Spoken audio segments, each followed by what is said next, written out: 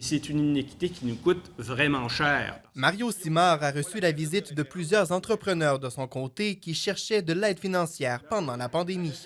Les programmes du gouvernement fédéral passaient par les SADC et on se demandait comment offrir les mêmes types de programmes dans des agglomérations qui n'étaient pas couvertes par les SADC. Comme Jonquière et Chicoutimi, qui ne serait pas admissible à avoir une société d'aide au développement des collectivités en raison de sa population supérieure à 50 000.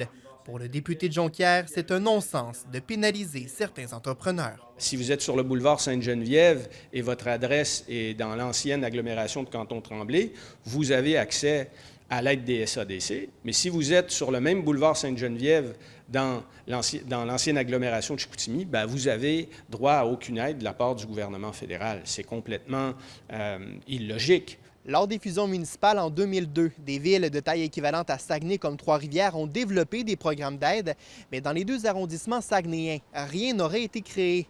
L'élu jonquiérois a commandé une étude pour documenter ce qu'il qualifie de craque administrative.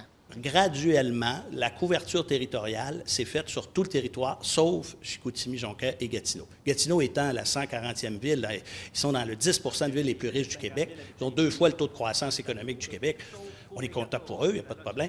Mais nous, on a la moitié du taux de croissance économique. Pour renverser cette tendance négative, le député Simard demande une contribution fédérale récurrente de 1,5 million par année pour soutenir le développement socio-économique de Jonquière et Chicoutimi. Maintenant, sachant ça, ayant mis cette situation-là au jour, il faut y répondre dans les meilleurs délais. Promotion Saguenay a été interpellée et l'élu espère aussi que le fédéral arrivera avec une solution rapidement pour corriger ce qu'il qualifie d'iniquité.